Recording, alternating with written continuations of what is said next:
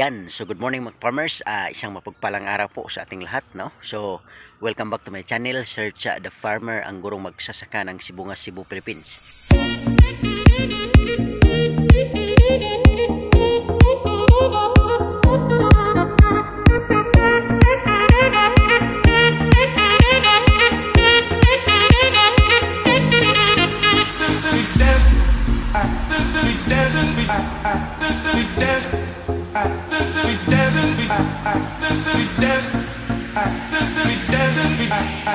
And if you are new to this channel mga farmers, please don't forget to subscribe and click the notification bell in order for you to be notified with my coming videos. Thank you and enjoy this vlog.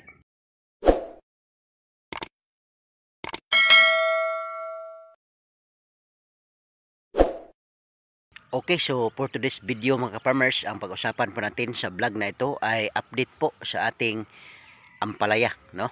So ilang araw na ba yung ampalaya natin? So yan po ang i-update natin mga farmers upang maibigay ko din po sa inyo kung ano na po ang sitwasyon ng ating mga ampalaya sa araw na to. So it's been 2 weeks mga farmers na hindi po ako nakapag-update, hindi ako nakapag-vlog. Dahil po naging busy tayo sa Cebu Provincial Sports and Festival 2024. So nag-coach po ako ng athletics. So kaya naman meron kaming 1 week na training, at the same time 1 week yung event. So 2 weeks talagang hindi ako nakapag-update sa aking ampalaya. Kaya naman ngayon sa araw na to mga farmers ay ibibigay po sa inyo yung update ng aking ampalaya. Okay? Ngunit bago po ang lahat, shout out sa aking mga mentors. Shout out agaw Jupil the Farmer, anak ni Matoy. Shout out gaw. At the same time shout out agaw Pino yang gurin Kaminadi. Shout out gaw. And also shout out sa ating mga kaibigan mula sa Luzon, Visayas at Mindanao. Okay, so shout out Boss Ayan Vlogs ng Kagay, Sibungas, Cebu. Shout out sa Redondo family ng Kagay, ng Duguan, Sibungas, Cebu. Shout out Lolo Alberto Redondo, kay Lola Joy Redondo. At the same time shout out kay Ate Janice Francisco. Shout out din kay Ate Ivy Sevilla. At the same time shout out Ate Tessa Sordilia. At the same time shout out din kay Pete Andros Villa. At the same time shout out Bicolanong taga Bukid, shout out nga idol. At the same time shout out sa ating kaibigan mula sa Persian Gulf Qatar, shout out Idol Aquarus. At the same time shout out also sa ating kaibigan Lakas ng Negros TV. Shout out idol. At the same time shout out sa ating idol mula dyan sa Barangay San Antonio sa Southern Leyte. Shout out idol Jojo the Farmer. At the same time Bumbirong Farmer, Sarge TV, Gregi Farmer. At the same time Police Farmer sa Salvador Farmers din ng Antique. At the same time sa lahat po ng hindi natin nabanggit ng mga kaibigan natin, shout out po sa inyong lahat. So ngayon yun nga, pag-usapan natin update sa ating ampalaya. Okay, so tara na. Yan, so good morning mga farmers. Welcome back to my channel, Search the Farmer, ang gurong magsasaka ng Sibungas, Cebu, Philippines. So for today's vlog mga farmers, ibabahagi ko po sa inyo yung update ng aking ampalaya. So ngayon is March 13, 2024, and today marks the 36th day of the ampalaya, no, na meron tayo. So update mga farmers, yun nga, edad ng ating ampalaya is 36 days. So far mga farmers, all set na yung ating setup sa ating ampalaya. Yan, so meron na tayong kompleto na. So meron na tayong mga banting gamit ang mga gulong. Okay, ganyan. Yan dito. Ready na, set na, tapos na. Tapos dito nakapaglagay na rin tayo ng ampalaya roofing. So naglagay ako ng dalawang part. So 1 and 2.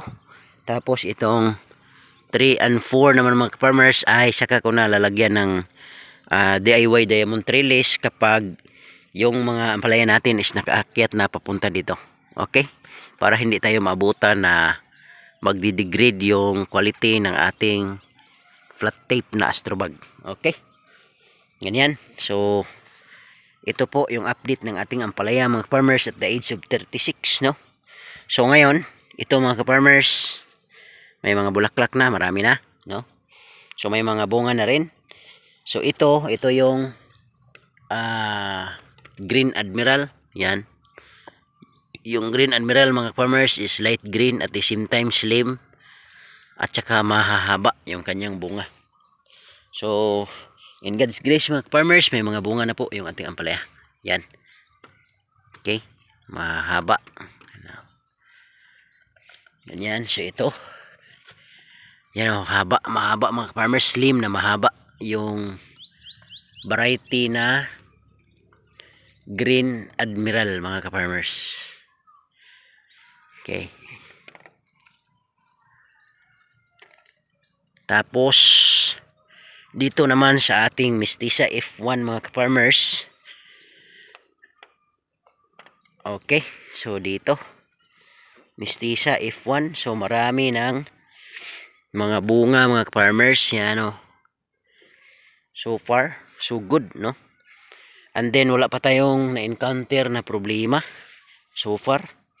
Kung meron man is very less, no? Ano lang, may mga kunting-kunti lang talaga, no? Okay, yan. Pero major problems, wala tayong problema mga ka-farmers. Yan, so ito, Mestiza F1. Yan o. Marami ng bunga mga ka-farmers. Ganyan mga ka-farmers. Yan po yung update ng ating ampalaya. Okay. So 36 days old. Yan. Sobrang ganda na. Marami ng bunga. Okay. Ganyan siya mga farmers. At the same time, yun nga, ang setup natin is talagang maganda, no? Tapos yung distance ng ating tabla is minimum of 4 meters. You know, lalaki na. Tingnan mo mga farmers. Malaki na. So, expected nga mga farmers. Next week siguro makapag selection na tayo. First selection ng ating ampalaya.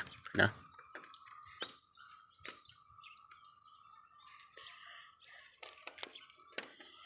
Yan, yung ating ampalaya sa ngayon, no? Maraming bunga. Yan, no? Yan, malalaki na actually, no? So, yun nga. Sa pag-aampalaya mga ka-farmers, based on experience, kailangan talaga ng sipag at tiyaga, especially po pag tayo nagsimula. So, ganyan, na. Then, kung makikita nyo mga farmers, yung ating ampalaya is super green, no? Green na green yung ating mga ampalaya. Yung dahon ng ating ampalaya is very green. Yun po ay sa kadahilanang na bigay po natin yung mga necessary things na kailangan ng ating ampalaya. Kumbaga, management ng ating ampalaya ay naibigay po natin. Kaya naman yung ampalaya natin ay nagbibigay din ng magandang performance. Okay? So yan, mga bunga na. Sunod-sunod na mga farmers. Kasi umakyat na rin dito sa taas. Ganyan siya mga farmers. So management routine natin is every morning and every evening po nandito tayo sa garden. Dahil yung buong araw ay nasa work po tayo. As you know, no? Alam nyo naman, ako ay isang gurong magsasaka. So, from the word guro, ako po ay isang teacher. No? Nasa public school po ako nagtuturo mga farmers. Kaya double time yung ating pagmamanage ng oras, time management, na makaya natin i-manage yung ating garden at the same time yung ating trabaho. Okay? So yan, malalaki na yung mga bunga mga farmers, oh. So makapag ano na tayo, kapag selection talaga tayo by next week. Yan, ito, grabe ang laki na. Ayan.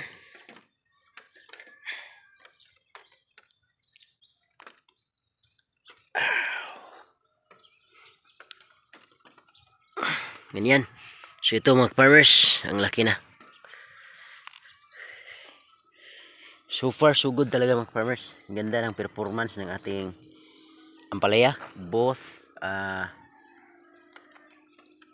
mestiza at the same time green admiral. So ganyan po yung ating situation sa ngayon. At the same time mga farmers, kung makikita ninyo yung ating ampalaya ay malinis dahil updated po yung ating pagpupruning ng ating ampalaya. So if you can observe mga farmers, yan, malinis talaga. Dito, tingnan mo dito.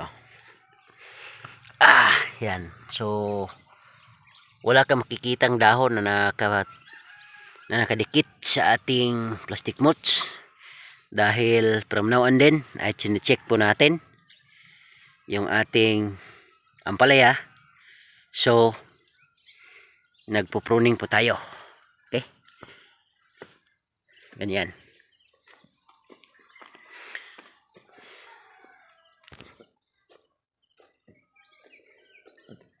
Kumusta na kaya yung mga ampalaya ng ating mga kaibigan, mga farmers? Shout out din pala sa ating kaibigan. Yung sinusubaybayan ko rin yung pag-aampalaya niya. Dito rin sa Argao, Cebu. Shout out Idol Farmer Montijo. So sila kasi yung mga mga farmers, yung circle of friends. Yan. Na nagtutulungan patungkol sa ampalaya farming. So Farmer Montijo, Jopil the Farmer at saka Pino Yanggurin Kaminadi. Yan, ito mga farmers so far pwede nang i-harvest ito. Malaki na. Pero hindi pa talaga ganun ka-matured kasi kung makikita natin sa group niya mga farmers is malapit pa sa isa't isa. Yan. Mas lalaki pa to mga farmers, siguro abot dito. Okay, ganyan. So yun nga mga farmers, no? Yung ating ampalaya is 36 days old. And then management routine natin, fertilizer application. Ano tayo? Every 4 days nagpapakain tayo ng abono via drenching sa ating ampalaya. Okay, so yung gamit natin sa ngayon is Yara Winner na kasi fruiting stage. Nagbubunga na yung ating mga ampalaya, so kailangan supply natin na abono is Yara Winner. 100% Yara Winner. So sa isang drum na tubig ay gumagamit po tayo ng 5 kilos na Yara Winner. At yun po ang ating pinapakain sa ating ampalaya. Yan. Okay, so ganyan mga ka-farmers. And then yung pag-aabono natin mga farmers is nakadepende po sa sitwasyon. Kapag nakita natin na yung puno ng ating ampalaya ay maliliit, ibalik po natin sa pwedeng ibalik natin sa Yara Winner ratio kasama ang Nitrabor. Okay, so 3:2. So 3 kilos Winner and 2 kilos Nitrabor. Okay, kasi pag maliit yung ganito mga farmers, magaganda. Sa edad na 36 days, ganito ang puno, so okay. Basta hindi pa maliit dyan, kasi pag maliit pa dyan, may problema lang ang palaya. Nitrogen, kulang sa nitrogen, so kailangan bigyan ng Nitrabor. So kaya kailangan magbigay ng Nitrabor at saka Winner para makahabol yung puno mga farmers, lumaki yung kanyang puno like this one, malaki.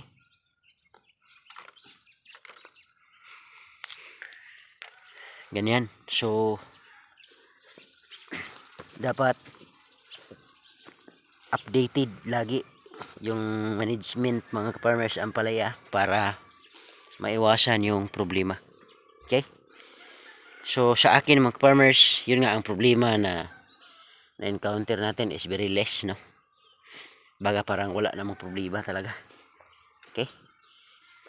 So ganyan, hanggang dito na sa pinakahuling plot mga farmers. Ito, ano to, 33 days pa ito mga farmers. So may mga bulaklak na rin, tsaka may bunga na rin. Okay.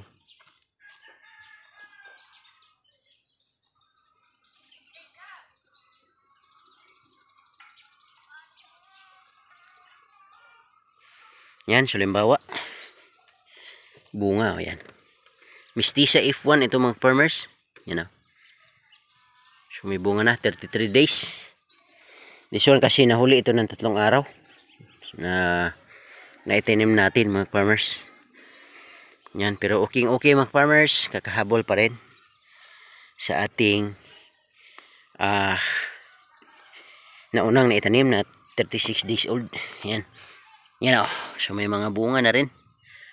So far mga farmers, based on my observation,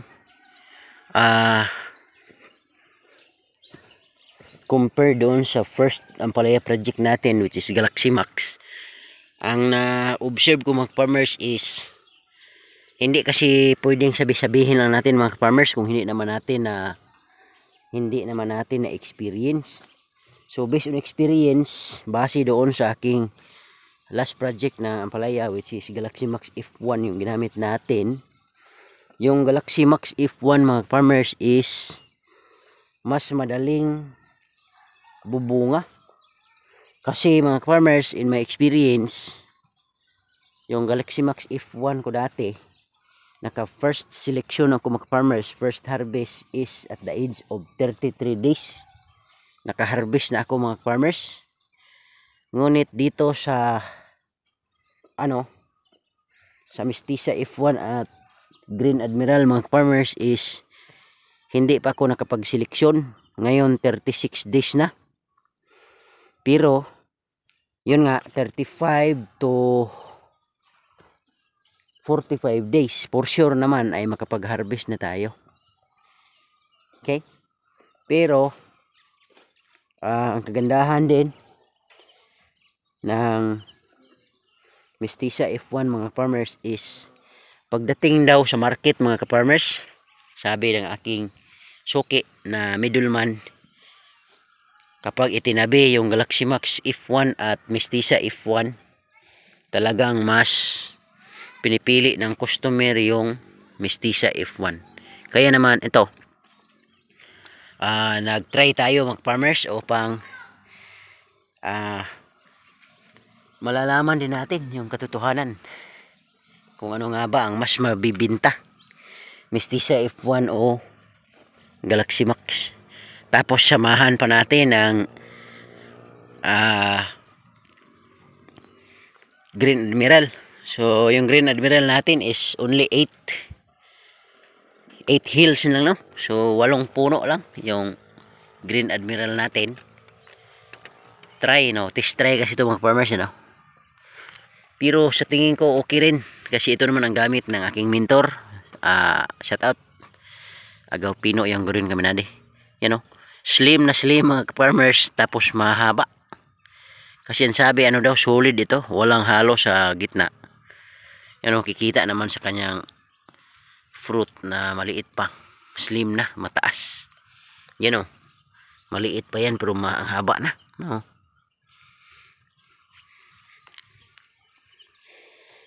So ganyan siya mga farmers.